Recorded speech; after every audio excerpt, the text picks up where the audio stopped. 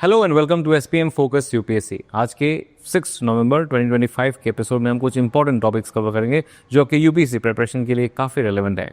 चलिए शुरू करते हैं पहला टॉपिक से। Constitution 130th amendment bill 2025।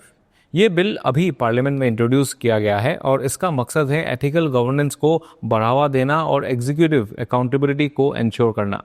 लेकिन सवाल ये उठता है कि क्या इस बिल के कुछ प्रोविजंस डेमोक्रेटिक प्रिंसिपल्स को खतरा पहुंचा सकता है। सोचिए, अगर किसी मिनिस्टर को सिर्फ जुडिशियल कस्टडी में होने की वजह से बिना किसी कॉन्विक्शन के उनका पोस्ट छीन लिया जाए तो क्या ये नेचुरल जस्टिस के खिलाफ नहीं होगा। इस बिल में प्रोपोज्ड चेंजेस काफ़ी सिग्निफिकेंट है। ये कॉन्स्टिट्यूशन के आर्टिकल्स 75, 164 और 239A को अमेंड करता है। आर्टिकल 75 जो कहता है इंडियन काउंसिल ऑफ मिनिस्टर्स से रिलेटेड है, जिसमें प्राइम मिनिस्टर भी शामिल होते हैं। फिर आर्टिकल 164 कहता है स्टेट काउंसिल ऑफ मिनिस्टर्स के बारे में, मतलब चीफ मिनिस्टर्स और उनके और मिनिस्टर्स जो होते हैं। और आर्टिकल 239 में आता है आपका दिल्ली की स्पेशल गवर्नेंस स्ट्रक्चर के बारे में। तो ये सारे में अमेंडमेंट्स होने को है अभी, लेकिन ये अभी तक एक्ट नहीं हुआ है, ये भी आप लोग माइंड कर लीजिए। बस ये अभी बिल है, बिल के स्टेट पे है। तो ये बिल यूनियन, स्टेट्स और दिल्ली तीनों लेवल्स के एग्जीक्यूटिव हेड्स को अफेक्ट करता है। अब सबसे कंट्रोवर्शियल प्रोविजन की बात करते हैं, जिसे ऑटोमेटिक रिमूवल क्लॉज बोला जा रहा है। इसे ऐसा समझ के देखिए आप लोग, अगर कोई मिनिस्टर कॉन्टिन्यूसली 30 दिन तक जुडिशियल कस्टडी में रहता है और वो ऑफेंस 5 साल या उससे ज़्यादा की सज़ा वाला हो, तो वो मिनिस्टर ऑटोमेटिकली अपने पद से हटा दिया जाएगा। तो ये रिमूवल बिना किसी कॉन्विक्शन पे होगा, सिर्फ डिटेंशन के बेस पर ही। इस प्रोविजन का मॉडल लिया गया है सिविल सर्वेंट्स का डीम्ड सस्पेंशन रूल से, जहां 48 आवर्स से ज़्यादा किसी का डिटेंशन अगर होता है तो सस्पेंशन ऑटोमेटिक हो जाता है। इंटेंट इसका क्लियर है कि कोई भी व्यक्ति जेल से गवर्नेंस ना करे और पॉलिटिक्स में इंटीग्रिटी बनी रहे। लेकिन इस क्लॉज के कुछ सीरियस कंसर्न्स भी है। चलिए इनको थोड़ा डिटेल में समझते हैं। पहला हो गया डिस्क्रिशनरी पावर ऑफ अरेस्ट। अभी पुलिस के पास तो डिस्क्रिशनरी पावर्स होता है, मतलब मे अरेस्ट का जो क्लॉज है इसके अंदर तो किसी को भी वो अरेस्ट कर सकती है। दूसरा एक फैक्ट है कि नेशनल पुलिस कमीशन 1977 के मुताबिक लगभग 60% अरेस्ट जो है वो अननेसेसरी या अनजस्टिफाइड होते हैं। अगर सिर्फ अरेस्ट करने से ही किसी मिनिस्टर को पोस्ट से हटा सकता है तो पॉलिटिकल मिसयूज़ का स्कोप काफ़ी बढ़ जाता है इसमें। फिर दूसरा हो गया पॉलिटिकल मिसयूज़ और एग्जीक्यूटिव इन्फ्लुएंस। अरेस्ट एक पॉलिटिकल वेपन बन सकता है, रूलिंग पार्टी अपोजिशन लीडर्स को टारगेट कर सकती है। अभी एनफोर्समेंट एजेंसीज का इंस्टीट्यूशनल इंडिपेंडेंस ऑलरेडी वीक माना जाता है, तो मिसयूज और बायस्ड अरेस्ट के चांसेस बढ़ सकता है। फिर तीसरा आप बोल सकते हो violation of presumption of innocence. ये क्या है? अभी जुडिशियल कस्टडी का मतलब कन्विक्शन नहीं होता, ठीक है, ये आप लोगों को जानना चाहिए। Judicial custody does not itself means conviction. ये क्लॉज जो है प्रिजम्पशन ऑफ इनोसेंस एक बेसिक क्रिमिनल जस्टिस प्रिंसिपल है, जिसको वो अभी ये जो एक्ट होने जा रहा है या जो ये अभी बिल है वो अभी अंडरमाइन करता है। सोचिए, सिर्फ कस्टडी में रहने पर किसी का मिनिस्ट्रियल कैरियर खत्म हो जाए बिना किसी कोर्ट के जजमेंट के, वो कैसे हो सकता है, राइट। फिर चौथा बोल सकते हो आप लोग बेल और प्रोसीड्यूरल इनकॉन्सिस्टेंसीज। इंडियन लॉ में सेक्शन 167 क्लॉज 2 CRPC या सेक्शन अभी जो है 187 BNSS के तहत डिफॉल्ट बेल 60 to 90 डेज के बाद मिलती है, लेकिन यहाँ 30 दिन का आर्बिट्रेरी टाइम लिमिट दिया गया है, जो बेल प्रोसेस से मिसमैच भी हो रहा है। और ऊपर से UAPA, PMLA, NDPS जैसे स्पेशल लॉज में तो बेल लेना वैसे भी बहुत टफ होता है। तो अगर किसी मिनिस्टर को इन लॉज के अंदर अरेस्ट किया गया तो उनका पोस्ट ऑटोमेटिकली चला जाएगा, चाहे उनके केस पॉलिटिकली मोटिवेटेड ही क्यों ना हो। अब जुडिशरी का इस इशू पर क्या कहना है? कुछ लैंडमार्क जजमेंट्स हमें गाइडेंस देती है इसमें, जैसे कि आप लोग रेफर कर सकते हो। दीनन वर्सेस जयललिता 1989 का एक केस है, जहां अरेस्ट का यूज डिस्क्रिशनरी होना चाहिए, ऐसा बोला गया था इस जजमेंट के मुताबिक। फिर Joginder Kumar versus state of UP 1994 का एक केस है, इसमें बोला गया था कि हर अरेस्ट जस्टिफाई होना चाहिए, सिर्फ लॉफुल होने से काम नहीं चलेगा। फिर Satendra Kumar Antil versus CBI 2022, supreme court ने कहा था कि अरेस्ट में लिबर्टी और ड्यू प्रोसेस का ध्यान रखना जरूरी है। तो अभी सॉल्यूशन क्या हो सकता है? एक तो हो गया जुडिशियल ओवरसाइट, कोई ऑटोमेटिक रिमूवल ना हो जब तक अरेस्ट की जुडिशियल रिव्यू नहीं होती, कोर्ट के थ्रू इंश्योर हो कि अरेस्ट वैलिड और जस्टिफाइड है। फिर हो सकता है आपका पार्लियामेंट्री स्क्रूटनी, बिल अभी जॉइंट पार्लियामेंट्री कमेटी के पास गया है, तो कमेटी को इस बिल के कॉन्स्टिट्यूशनल वैलिडिटी, मिसयूज के पोटेंशियल और लॉन्ग टर्म इम्पैक्ट को थॉरोली एनालाइज करना चाहिए। फिर क्रॉस पार्टी कॉन्सेंसस और सिविल सोसाइटी इनपुट भी इसमें डालना चाहिए। अगर अकाउंटेबिलिटी और लिबर्टी के बीच बैलेंस चाहिए तो सभी स्टेक होल्डर्स के इनपुट इसमें लेना होगा। अब इसका इम्पैक्ट क्या हो सकता है, इस एक्ट का जो इम्पैक्ट होगा वो कैसा, पॉजिटिव या नेगेटिव, क्या क्या होगा। पॉजिटिव साइड में हम लोग बोल सकते हैं कि गवर्नेंस में इंटीग्रिटी आएगी, पॉलिटिक्स में क्रिमिनलाइजेशन को डिस्करेज किया जाएगा। फिर नेगेटिव साइड में अगर सेफगार्ड्स नहीं हुए तो ये लॉ एनफोर्समेंट का मिसयूज बन सकता है और डेमोक्रेटिक वैल्यूज वीकेंड भी हो सकता है।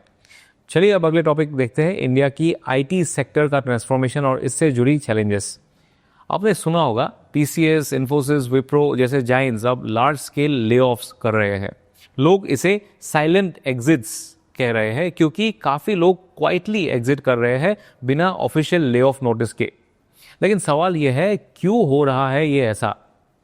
एआई ड्रिवन टेक्नोलॉजीज, ऑटोमेशन और ग्लोबल स्लोडाउन, इन सब का कंबाइंड इफेक्ट इंडिया के ट्रेडिशनल आईटी मॉडल पर आ रहा है। पहले जहां बल्क रिक्रूटमेंट होती थी, आज वो मॉडल ऑब्सोलीट हो गया है। कंपनीज छोटी और एजाइल टीम्स चाहते हैं जो क्लाउड, एआई और साइबर सिक्योरिटी जैसे एरियाज में काम करे। अब चैलेंजेस को थोड़ा डिटेल में समझते हैं। पहला हो गया स्किल मिसमैच, ये एक बड़ी प्रॉब्लम है। आज आईटी सेक्टर में डिमांड उन स्किल्स की है जो नए टूल्स और टेक्नोलॉजीज के अराउंड सेंटर है, जैसे क्लाउड नेटिव सिस्टम्स हो गया, एआई हो गया, एमएल हो गया और जनरेटिव टेक्नोलॉजीज। इन सब के बारे में आप लोगों को अगर जानना है तो आप लोग कमेंट सेक्शन में जरूर बताइएगा, तो हम लोग इसके बारे में भी डिटेल वीडियो बनाएंगे, जैसे कि cloud native systems, AI, ML, generative technologies, ये सब के बारे में। If you want such topics please do comment in the comment section. चलिए भी कंटिन्यू करते हैं। तो लेकिन जो मिड कैरियर प्रोफेशनल्स है अभी भी लीगेसी सिस्टम्स जैसे मेन फ्रेम्स में एक्सपर्ट है, जो अभी आउटडेटेड हो चुका है। इसका रिजल्ट क्या है, उनका रोल रिडंडेंट हो रहा है। दूसरा पॉइंट आप लोग बोल सकते हो end of digital assembly line. पहले एक असेंबली लाइन जैसा मॉडल होता था, आप लोगों को ज़रूर याद होगा, फोर्डिज्म जो हम लोग बोलते हैं, फोर्डिज्म या उस टाइम का जो कॉन्सेप्ट था, मास हायरिंग होता था, क्लाइंट डिप्लॉयमेंट होता था, ये सारे अभी एंड हो चुके हैं। और अब क्लाइंट को चाहिए cross functional multi skill teams जो एंड टू एंड सॉल्यूशन दे सकता है। तो सिंपल कोडिंग जॉब्स या रूटीन टेस्टिंग रोल्स, ये सब अब एआई या ऑटोमेशन से रिप्लेस हो रहे हैं, तो अभी स्कोप अभी थोड़ा कम हो गया है।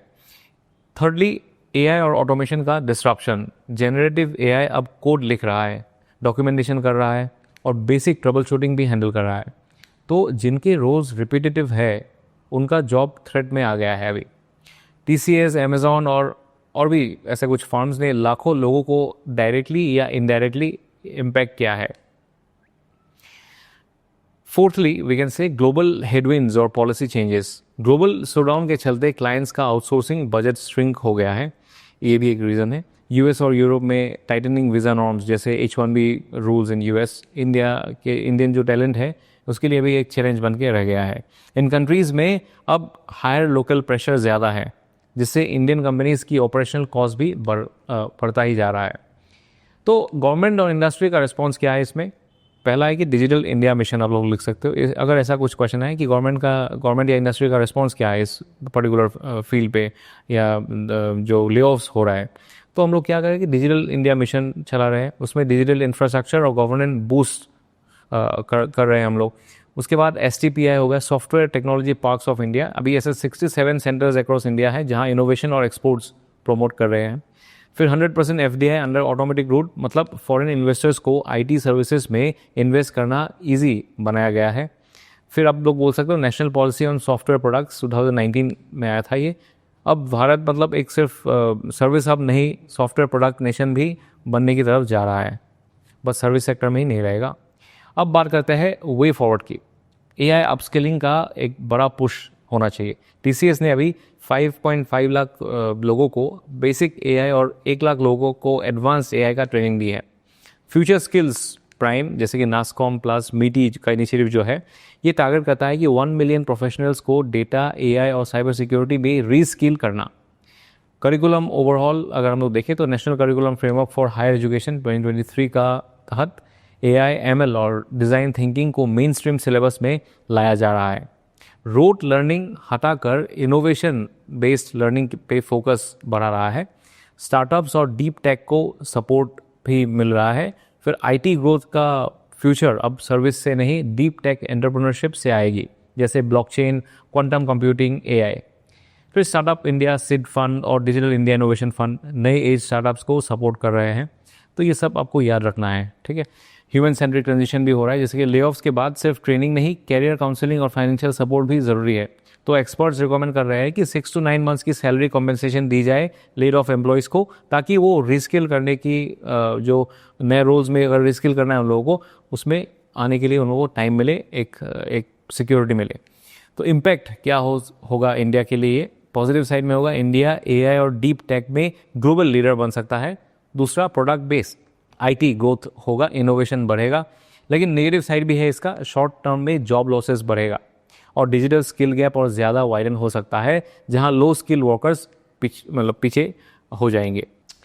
चलिए अब बात करते हैं एक इंटरनेशनल इशू की, US sanctions on Russian oil. US ने रोसनेफ्ट और लुकोइल जैसे रशियन कंपनीज पर सैंक्शंस लगाए हैं, जिसकी वजह से ऑयल प्राइसेस 7.5% तक स्पाइक कर गया। इंडिया के लिए कॉन्सर्न इसलिए है क्योंकि रशियन ऑयल हमारे टोटल क्रूड इंपोर्ट्स का 34 to 40% तक है। ऑफिशियल रीजंस क्या दिया गया है यूएस ने? यूक्रेन को सपोर्ट करना। लेकिन रियल मोटिव अभी क्या हो सकता है इसका? अपने शेल ऑयल इंडस्ट्री को रिबूस्ट करना। जो यूएस का एक स्टोर है शेल ऑयल, उसको बूस्ट करना इन लोगों का मेन एम है। बेसिकली दिखा रहा है कि वो यूक्रेन के लिए कर रहा है, but actually they are doing it for the shale oil industry.